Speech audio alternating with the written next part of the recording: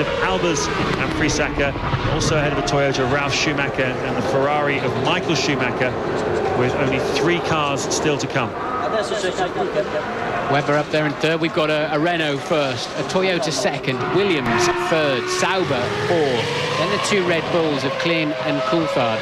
So a very unusual top 6 at the moment, and now we're going to see how the full wet Bridgestone is performing this afternoon with Rubens Barrichello. Such a topsy-turvy grid. Don't know what to think of it really, James. This is not all about excellence and brilliance. This is about luck with the weather. It happens during a Grand Prix, of course, as well, but at least they've all got the same chance of taking a good judgment call in the weather during the race itself. Now they just have to sit and wait for their turn, but it's going to give us a brilliant grid for tomorrow. Yeah, well, it's okay. We've seen it before, and it certainly mixes things up a little bit. You could be lucky or unlucky in Grand Prix racing, and the weather is as much a factor in that as anything else. Tremendous result, really, for Narain Carter-Cayan, if he's going to finish in 9th place in his first qualifying session on his debut for the Jordan team. He'll be elated with that. What about Montero, his teammate, up in 10th? And David Coulthard, after that very ginger lap in the Red Bull Racing, up in 6th as well. So a strange afternoon. Here's Rubens Barrichello, his first sector time, a high 35 second. That puts him on target to be around about 10th or 11th. If he can keep this pace up, he's on the sort of pace of Montero in 10th place. So he could be on the fringes of the top 10 with this lap. Yeah, this is all about damage limitation. He had to get out of it there, even effectively in a straight line. That's surprising. So it's always you can only react to the car in those situations. The traction control is going to help you out to a certain extent, but your sensors go into overdrive. You're hyper in those conditions, and you're driving the few meters of racetrack that you're on. You're not looking down the track anymore and just letting the car flow. You are driving every meter of it. Over the line then, or approaching the line for Barrichello, and he does pop into the top 10, and that is major damage limitation there. So Rubens will be moderately satisfied with that, and of course 12 seconds faster than Michael, who tried to do the same job on the intermediates. What's very interesting as well, Martin, of course, Barrichello, they're going straight out after Alonso, or not long after Alonso, and he's a second a lap faster in each sector on the Bridgestone tyre with a full wet condition than was Alonso. So Bridgestone wet tyres are obviously still the wet tyre of the day. Here then are the McLarens. Let's hear a word from Ted Kravitz about them. Yeah, you just saw the back of Ron Dennis's head. I can tell you on his face is painted a picture of pain. He's so frustrated. They fancy themselves against the Renaults this weekend, but of course, as we've been saying, because this is an aggregate qualifying system, they're just going to be so far down on the grid, and the weekend is almost ruined. But they've got such raw pace. I think in a 58-lap race, it's all going to work out just fine. It's certainly going to be compromised, and they've got a great chance of tripping over somebody in the early stages of the race. But let's see. That's quite a quick first sector time. And how does that compare with Barrichello? It's about the same, isn't it, as Barrichello? So the McLaren working well on the full wets, and once again it's about damage limitation here for Raikkonen. If he gets into the top 10, it shouldn't be too bad. There's the lateral G and the accelerative G-force that's going on in the car, and I think there'd be somewhat more accelerative force than that. On the brakes then you see the red coming into play, some G-force as he sweeps through the right, and that'll be far, far more impressive in dry. And just the rear wheels lighting up there for Raikkonen, but going okay, struggling with the back end on the turn in. Very important for Raikkonen that he gets himself in front of Barrichello if he can on the grid.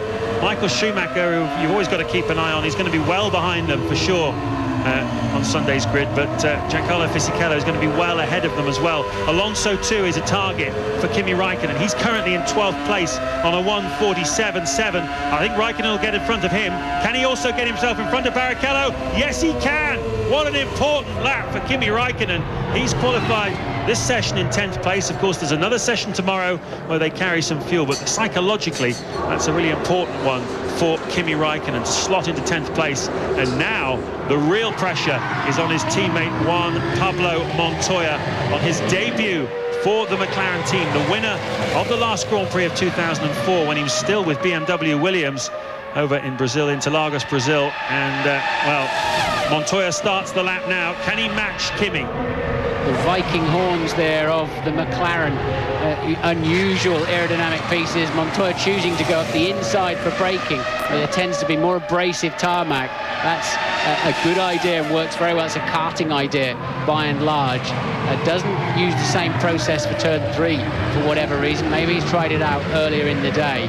Montoya then has a target of, what was it, 35.8 in the first sector that Raikkonen did, and this is what they're trying to do. They're trying to race each other now just to have a head start on tomorrow's grid, even if they're in the middle of it. So he is even slower, isn't he? He's slower than Raikkonen. He's a good bit slower than Raikkonen, about a second, perhaps slightly more than a second than Kimi Raikkonen. So this is going to be touch and go for Montoya. I'm not sure he's going to be able to get himself in front of Barrichello.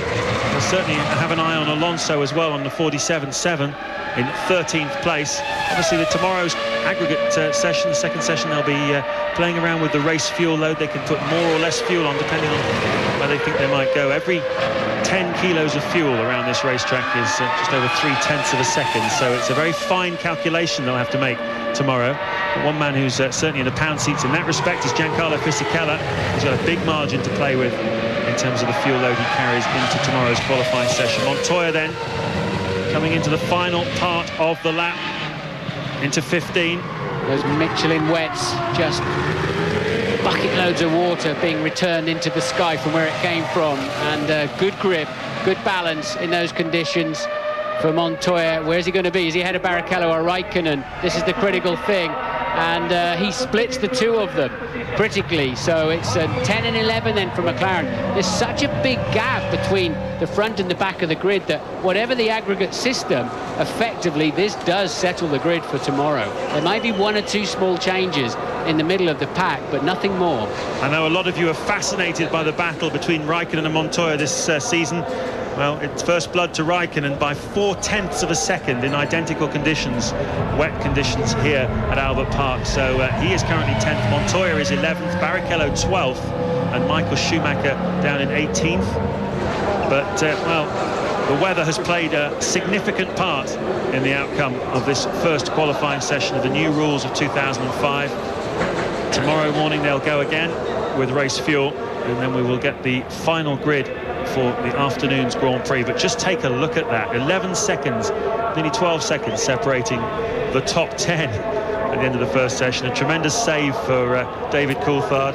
Carter Cahan will have a wry smile on his face, being up in 9th place, the only Bridgestone runner to break into the top 10, but you can't draw any conclusions from that because the conditions were so different for so many drivers during the course of that session.